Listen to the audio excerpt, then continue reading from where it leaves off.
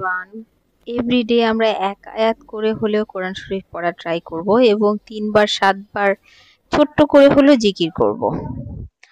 আজকে দেখছেন আমার বাচ্চাদের ইনোভেটিভ ক্রিয়েশন অ্যান্ড খুবই ভালো লেগেছে আমার কাছে। ওরা যখন ক্লে দিয়ে কিছু মেক করে, অনেক কিছুই ওরা ক্লে দিয়ে করে, বাট কখনো ওভাবে ভিডিও করা হয় না। অ্যান্ড এই বেডটা দেখতে পাচ্ছেন ওয়ানিয়া করেছে, অ্যান্ড সাথে আমি হেল্প করার ট্রাই করেছি। আমি কিন্তু সো ফার লাইফে কখনো এগুলো করিনি ক্লে দিয়ে। আমার ছোটবেলা ক্লে ছিল না, ওইভাবে আমি জানতাম না, আমার বাচ্চাদের বেলাও না, এই ফার্স্ট টাইম। অ্যান্ড ওয়ানি পুরোটুকু করেছে, আমি একটু হেল্প করেছি ওকে। পিলো দুটো দেখেন, ব্ল্যাঙ্কেট অ্যান্ড কুশন, প্লাস হচ্ছে বেডের ডিজাইনটা, এটাও ওয়ানিয়া বানিয়েছে।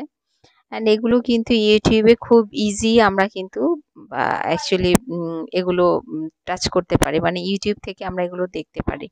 এটা হচ্ছে মেক করেছে ইরহা, ফিশ একটা, ও বলেছে ফিশ।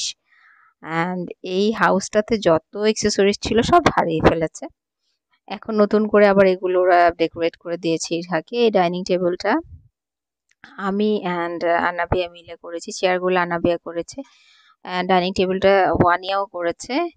আর এই যে ছোট্ট ফ্লাওয়ার পটটা এত সুন্দর লেগেছে, ইজন্ট ইট? এন্ড সাথে কি সুন্দর ফ্লাওয়ার গুলো দেখুন, ভালো লাগছে না? খুব কিউট কত।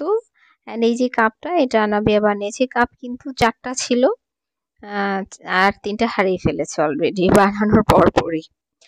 অ্যান্ড আমি for the very first time এটা একদমই আনলন করেছি। আমি কখনোই আসলে এগুলোতে খুব ফ্যাসিনেটেড না, আমার আসলে ড্রয়িং আর্টিস্টিক টাইপের মেন্টালিটি আমার কখনোই ছিল না। এখন বাচ্চাদের জন্য হয়তো একটু একটু করি, বা এই ফার্স্ট টাইম আমি করেছি। এত ভালো লাগছে না? আপনাদের কাছে কেমন লাগছে? আমি ভাবলাম যে আপনাদের সাথে একটু শেয়ার করে। অ্যান্ড এইভাবে করলে কিন্তু বাচ্চাদের যেই ইনোভেটিভ ব্যাপারগুলো, এগুলো কিন্তু স্টর্মিং হয়, ব্রেন স্টর্মিং হয়, ব্রেন ডেভেলপমেন্ট হয়। এটা কিন্তু সুইমিং পুল বানিয়েছে, এটা ইরহা বানিয়েছে, সুন্দর হয়েছে কিন্তু আইডিয়াসগুলো কিন্তু খুব সুন্দর।